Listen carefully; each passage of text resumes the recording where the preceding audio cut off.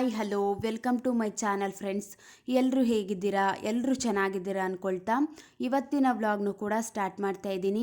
ಈ ವ್ಲಾಗ್ ಏನಾದರೂ ನಿಮಗೆ ಇಷ್ಟ ಆಯಿತು ಅಂದರೆ ಪ್ಲೀಸ್ ಒಂದು ಲೈಕ್ ಮಾಡಿ. ಯಾರಾದರೂ ಫಸ್ಟ್ ಟೈಮ್ ನೋಡ್ತಿದ್ರೆ ಸಬ್ಸ್ಕ್ರೈಬ್ ಮಾಡಿಕೊಂಡು ವಿಡಿಯೋನ ಕೊನೆಯ ತನಕನೂ ನೋಡಿ.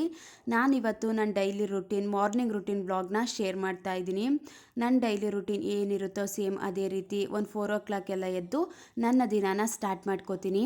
ಇನ್ನು ಹೊರಗಡೆ ಕಸ ಎಲ್ಲ ಗುಡಿಸ್ಕೊಂಡು ನೀಟಾಗಿ ರಂಗೋಲಿ ಹಾಕ್ಬಿಟ್ಟು ತಿಂಡಿ ಎಲ್ಲ ರೆಡಿ ಮಾಡ್ಕೊಳ್ಳೋಣ ಅಂದ್ಕೊಂಡು ಎಲ್ಲನೂ ಕಸ ಎಲ್ಲ ಗುಡಿಸ್ಕೊತಾ ಇದ್ದೀನಿ. ಇವತ್ತಿನ ತಿಂಡಿಗೆ ಅಂತ ಸೋಯಾ ಚಂಕ್ಸ್ ಕರಿನ ಮಾಡಿಕೊಂಡು ಅದ್ರ ಜೊತೆ ಚಪಾತಿನೂ ಮಾಡ್ಕೊಳ್ಳೋಣ ಅಂದ್ಬಿಟ್ಟು ಅದಕ್ಕೂ ಕೂಡ ರೆಡಿ ಮಾಡ್ಕೋಬೇಕು.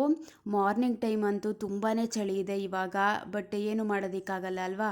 ನಮ್ಮ ಡೈಲಿ ರುಟೀನ್ ಯಾವ ರೀತಿ ಸ್ಟಾರ್ಟ್ ಆಗುತ್ತೋ ಸ್ಟಾರ್ಟ್ ಆಗಲೇಬೇಕು. ಕೆಲಸ ಎಲ್ಲ ಕರೆಕ್ಟ್ ಟೈಮ್ ಮಾಡಬೇಕು ಅಂತ ಅಂದರೆ ಅದೊಂದು ರೀತಿ ನನಗೆ ಎದ್ದು ಎದ್ದು ಅಭ್ಯಾಸ ಆಗಿಬಿಟ್ಟಂತೂ 4 ಗಂಟೆಗೆಲ್ಲ ಎಚ್ಚರ ಆಗಿಬಿಡುತ್ತೆ.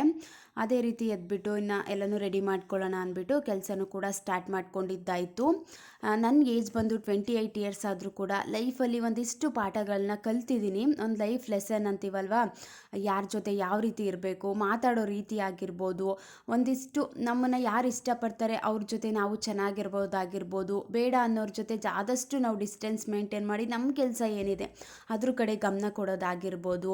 ಒಬ್ಬರು ಏನಾದರೂ ಚೆನ್ನಾಗಿ ಮಾತಾಡ್ತಿದ್ದಾರೆ, ಒಂದು ಚೆನ್ನಾಗಿ ಲೈಫ್ನ ಲೀಡ್ ಮಾಡ್ತಿದ್ದಾರೆ ಅಂತ ಅಂದಾಗ ಅವರು ನೋಡಿ ಕಲಿತೀವಿ.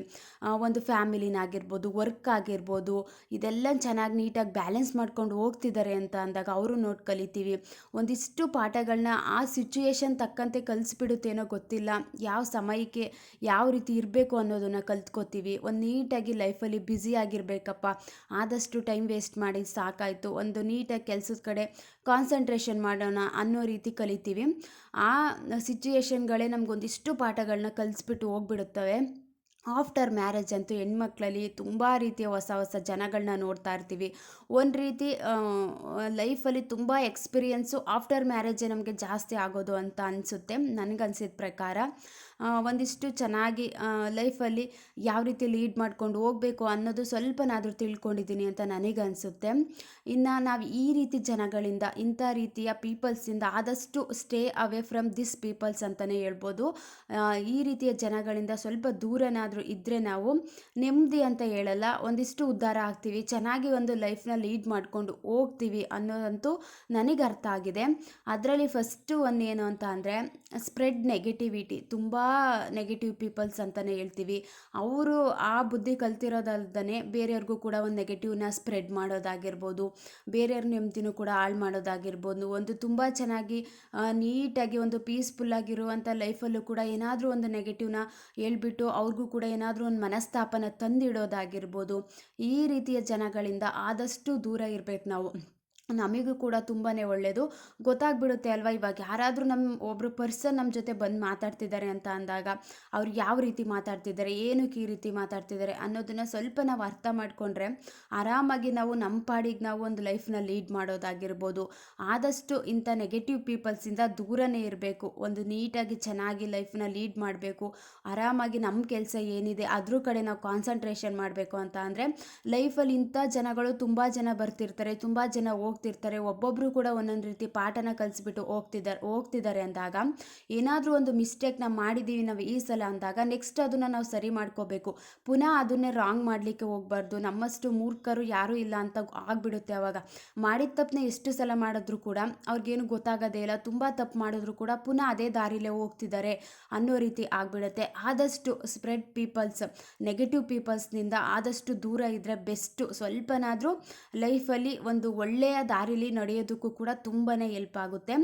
ನೆಕ್ಸ್ಟ್ ಏನು ಅಂತ ಅಂದರೆ ತುಂಬ ಟೀಕೆ, ಅಂದರೆ ಏನಾದರೂ ಟೀಕೆ ಮಾಡಿಕೊಂಡೇ ಮಾತಾಡೋದಾಗಿರ್ಬೋದು, ಒಬ್ಬರು ಮನಸ್ಸನ್ನ ಚುಚ್ಚಿ ಮಾತಾಡೋದಾಗಿರ್ಬೋದು, ಏನಾದರೂ ಅವ್ರಿಗೆ ಒಬ್ಬರು ಮನಸ್ಸನ್ನ ಆ ರೀತಿ ಟೀಕಿಸ್ಕೊಂಡು ಮಾತಾಡಲಿಲ್ಲ ಅಂತ ಅಂದರೆ ಅವ್ರಿಗೆ ಸಮಾಧಾನನೇ ಆಗಲ್ಲ ಅಂತ ಅನಿಸುತ್ತೆ.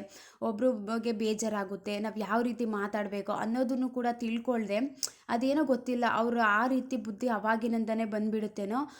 ಒಬ್ಬರು ಮನ್ಸಿಗೆ ನೋವು ಮಾಡಿ ಮಾತಾಡೋದಾಗಿರ್ಬೋದು, ಈ ಬೇರೆಯವ್ರ ಬಗ್ಗೆನೇ ಜಾಸ್ತಿ ಮಾತಾಡೋದಾಗಿರ್ಬೋದು. ಆದಷ್ಟು ಇಂಥ ಪೀಪಲ್ಸಿಂದ ದೂರನೇ ಇದ್ದರೆ ತುಂಬಾ ಬೆಸ್ಟು. ಯಾಕಂತಂದರೆ ಅವ್ರ ಕೆಲಸದ ಕಡೆ ಆದಷ್ಟು ಅವ್ರು ಗಮನನೇ ಕೊಡ್ತಿರಲ್ಲ. ಬಟ್ ಬೇರೆಯವ್ರ ಟೀಕೆ ಮಾಡೋದಾಗಿರ್ಬೋದು, ಬೇರೆಯವ್ರ ಜೊತೆ ಒಂದು ಬೇಜಾರು ಮಾಡೋದಾಗಿರ್ಬೋದು, ಬೇರೆಯವ್ರ ಕಡೆ ತುಂಬ ಗಮನನ ಕೊಡ್ತಿರ್ತಾರೆ.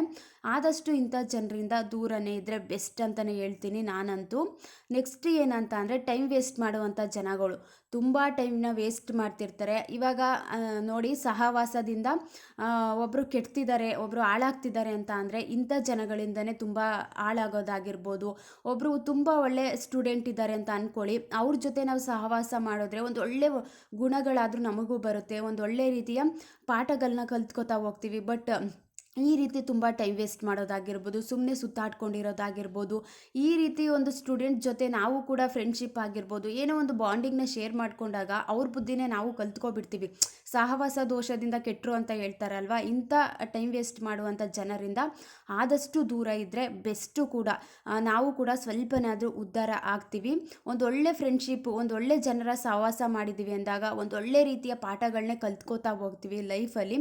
ಫಸ್ಟು ಅದು ನಮಗೂ ಕೂಡ ಇಂಪಾರ್ಟೆಂಟ್ ಆಗುತ್ತೆ. ನೆಕ್ಸ್ಟು ಏನು ಅಂತ ಅಂದರೆ ನಮ್ಮ ಬೆನ್ನಿಂದೆ ಮಾತಾಡೋ ಅಂಥ ಜನಗಳು, ಬ್ಯಾಕ್ ಬೀಟಿಂಗ್ ಅಂತ ಕರಿತೀವಲ್ವಾ. ನಮ್ಮ ಮುಂದೆ ಒಂದು ಮಾತಾಡ್ತಾರೆ, ನಮ್ಮ ಜೊತೆ ಚೆನ್ನಾಗೇ ಇರ್ತಾರೆ, ಬಟ್ ನಮ್ಮ ಹಿಂದೆ ನಮ್ಮ ಬಗ್ಗೆನೇ ಬೇರೆಯವ್ರ ಜೊತೆ ಏನಾದರೂ ಕೆಟ್ಟದಾಗಿ ಮಾತಾಡೋದಾಗಿರ್ಬೋದು, ಅಲ್ಲಿಂದ ಇಲ್ಲಿಗೆ ತಂದಿಡುವಂಥ ಜನಗಳಾಗಿರ್ಬೋದು. ಇಂಥ ಜನಗಳಿಂದ ನಾವು ಮಾತಾಡಲಿಕ್ಕೆ ಹೋಗಬಾರ್ದು. ನಾವೊಂದು ಒಳ್ಳೆ ರೀತಿಲಿ ಹೇಳಿದ್ರು ಕೂಡ ನಮ್ಮ ಬಗ್ಗೆ ಬೇರೆಯವ್ರ ಜೊತೆ ಹೋಗಿ ಒಂದು ಈ ರೀತಿ ಕೆಟ್ಟ ರೀತಿಯಲ್ಲೇ ಹೇಳಿದ್ರು ಅನ್ನೋ ರೀತಿ ತಂದಿಡೋದಾಗಿರ್ಬೋದು. ಇಂಥ ಜನಗಳಿಂದ ದೂರನೇ ಇದ್ಬಿಟ್ರೆ ಲೈಫಲ್ಲಿ ತುಂಬಾ ಒಂದು ನೆಮ್ಮದಿ ಅಂತ ಹೇಳ್ಬೋದು. ನಮ್ಮ ಕೆಲಸದ ಕಡೆ ನಾವು ಆರಾಮಾಗಿ ಕೆಲಸ ಮಾಡ್ಕೊಂಡು ಹೋಗ್ತಿದ್ದೀವಿ, ಇಂಥ ಜನಗಳಿಂದ ದೂರ ಇದ್ದೀವಿ ಅಂದಾಗ ಯಾರು ಕೂಡ ಸುಮ್ಮನೆ ನಮ್ಮ ಮೇಲೆ ಏನು ತಪ್ಪು ಹೊರಿಸೋದಕ್ಕಾಗೋದಿಲ್ಲ ಅಲ್ವಾ. ಒಂದು ಒಳ್ಳೆ ರೀತಿಲಿ ನಾವೊಂದು ಒಳ್ಳೆ ಪಾಸಿಟಿವ್ ಮೈಂಡ್ ಸೆಟ್ ಇಟ್ಕೊಂಡು ಮಾತಾಡಿರ್ತೀವಿ, ಬಟ್ ಅದನ್ನೇ ಅವರು ನಮ್ಮ ಬೆನ್ನಿಂದೆ ಹೋಗಿ ಏನೋ ಒಂದು ಕೆಟ್ಟದಾಗಿ ಹೇಳೋದಾಗಿರ್ಬೋದು. ಇಂಥ ಜನಗಳಿಂದ ಆದಷ್ಟು ದೂರನೇ ಇರಬೇಕು ನಾವು.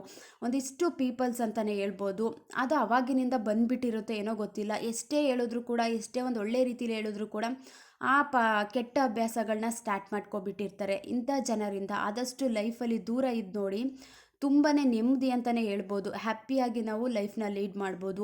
ನೆಕ್ಸ್ಟು ಜಲಸಿ ಪೀಪಲ್ಲು, ಒಂಥರ ಅಸೂಯೆ, ಹೊಟ್ಟೆ ಉರಿ, ಇಂಥ ಪೀಪಲ್ಸಿಂದನೂ ಸ್ವಲ್ಪ ದೂರ ಇರಬೇಕು. ಒಂದು ನೋಡಿಬೇಕಾದ್ರೆ ಹೊಟ್ಟೆ ಉರಿ, ತುಂಬ ಅಸೂಯೆ ಪಡ್ತಿದ್ದಾರೆ ಅಂತ ಅಂದಾಗ ಮನುಷ್ಯರು ಕಣ್ಣಿಗೆ ಮರನೇ ಮುರಿತು ಅಂತ ಹೇಳ್ತಾರೆ ಅಲ್ವಾ.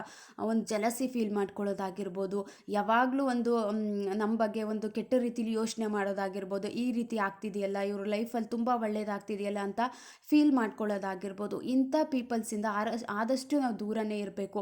ನಮ್ಮ ಮುಂದೆ ಒಂದು ಒಳ್ಳೆ ರೀತಿಲೇ ಚೆನ್ನಾಗಿ ಮಾತಾಡೋದಾಗಿರ್ಬೋದು, ಆಮೇಲೆ ಹೋಗ್ಬಿಟ್ಟು ಒಂದೇನೋ ನಮಗೆ ಒಂದು ಕೆಟ್ಟದ್ದಾಗೋ ರೀತಿ ಥಿಂಕ್ ಮಾಡೋದಾಗಿರ್ಬೋದು, ಹೇಳೋದಾಗಿರ್ಬೋದು, ಈ ರೀತಿ ಎಲ್ಲ ತುಂಬ ನಮ್ಮ ಲೈಫಲ್ಲಿ ಎಕ್ಸ್ಪೀರಿಯೆನ್ಸ್ ಆಗೇ ಆಗಿರುತ್ತೆ. ನನಗಂತೂ ಆದಷ್ಟು ತುಂಬ ಎಕ್ಸ್ಪೀರಿಯೆನ್ಸ್ ಆಗಿದೆ ಅಂತಲೇ ಹೇಳ್ಬೋದು.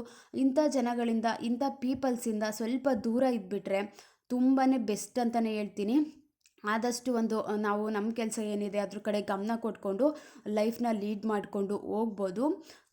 ನೆಕ್ಸ್ಟ್ ಏನು ಅಂತ ಅಂದರೆ ಯಾವಾಗಲೂ ಸುಳ್ಳು ಹೇಳುವಂಥ ಜನಗಳು, ತುಂಬ ಸುಳ್ಳು ಹೇಳೋದು, ಒಂದು ಸುಳ್ಳು ಹೇಳೋದಕ್ಕೆ ಇನ್ನೊಂದು ಸುಳ್ಳು ಹೇಳೋದು, ಆ ಸುಳ್ಳು ಮುಚ್ಚೋದಕ್ಕೆ ತುಂಬ ಸುಳ್ಳು ಹೇಳಿ ಹೇಳಿ ಹೇಳಿ ಅವ್ರಿಗೆ ಅದೇ ರೀತಿ ಅಭ್ಯಾಸ ಆಗಿರುತ್ತೆ. ಇವಾಗ ಯಾರನ್ನಾದರೂ ನೋಡಿ ಎಷ್ಟೇ ಅವ್ರಿಗೆ ಒಳ್ಳೆ ರೀತಿಲಿ ಈ ರೀತಿ ಸುಳ್ಳು ಹೇಳಬಾರ್ದು ಅಂತ ಹೇಳಿದ್ರು ಕೂಡ ಪುನಃ ಅದೇ ರೀತಿ ತಪ್ಪನ್ನ ಮಾಡ್ತಿರ್ತಾರೆ. ಏನಾದರೂ ಒಂದು ಕೆಟ್ಟ ಕೆಲಸ ಮಾಡಿಬಿಟ್ಟು ಅದನ್ನು ಮುಚ್ಚಾಕೋದಕ್ಕೆ ಒಂದು ಸುಳ್ಳು ಹೇಳೋದು, ಅದು ಒಂದು ರೀತಿ ಅವ್ರಿಗೆ ಅಭ್ಯಾಸ ಆಗಿಬಿಟ್ಟು ಅದೇನೋ ಒಂಥರ ಮನಸ್ಸಿಗೂ ಬೇಜಾರಾಗಿಬಿಡುತ್ತೆ ಅಲ್ವಾ. ಇಂಥ ಜನಗಳು ಮಾತಾಡ್ತಿದ್ರೆ ನಿಜವಾಗ್ಲೂ ನನಗಂತೂ ಮಾತಾಡೋದಕ್ಕೆ ಇಷ್ಟ ಆಗೋದಿಲ್ಲ. ತುಂಬ ಸುಳ್ಳು ಹೇಳ್ತಾರೆ ಅಂತ ಅಂದರೆ ಯಪ್ಪ ಆದಷ್ಟು ದೂರ ಇದ್ಬಿಟ್ರೆ ಬೆಟರಪ್ಪ.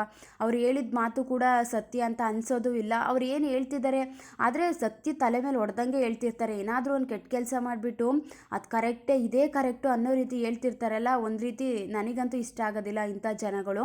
ಆದಷ್ಟು ಇಂಥ ಜನಗಳಿಂದ ದೂರನೇ ಇರಬೇಕು ನಾವು.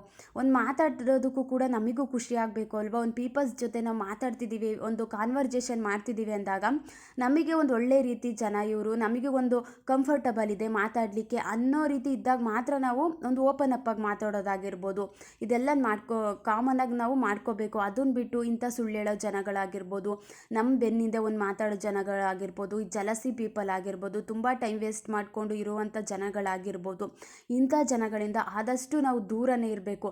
ನಮಗೂ ಒಂಥರ ನೆಮ್ಮದಿ ಅನ್ನೋದು ಇರೋದಿಲ್ಲ. ಈ ರೀತಿ ಏನೋ ಒಂದು ಓಪನ್ ಅಪ್ ಆಗಿ ಮಾತಾಡಿರ್ತೀವಿ, ಬಟ್ ಅವರು ನಮ್ಮ ಹಿಂದೆ ಹೋಗಿ ಏನೋ ಒಂದು ರೀತಿ ಅವ್ರಿಗೆ ಸರಿಯಾಗೋ ರೀತಿ ಮಾತಾಡಿರ್ತಾರೆ.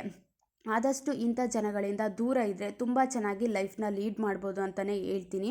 ಇನ್ನು ತರಕಾರಿನೂ ಕೂಡ ಬುಕ್ ಮಾಡಿದ್ದೆ, ಅದು ಕೂಡ ಬಂದಿತ್ತು, ಎಲ್ಲನೂ ಫಿಲ್ ಮಾಡಿ ಇಟ್ಟಿದ್ದಾಯಿತು. ಇವತ್ತು ನನ್ನ ಮಗಳು ಕರ್ಕೊಬರೋಕ್ಕೆ ಸ್ಕೂಲ್ಗೆ ನಾನೇ ಹೋಗಬೇಕು. ಇನ್ನು ಅಷ್ಟರಲ್ಲಿ ಎಲ್ಲ ಕೆಲಸನೂ ಮುಗಿಸ್ಕೊಬಿಡೋಣ ಅಂತ ಮುಗಿಸಿದ್ದು ಕೂಡ ಆಯಿತು.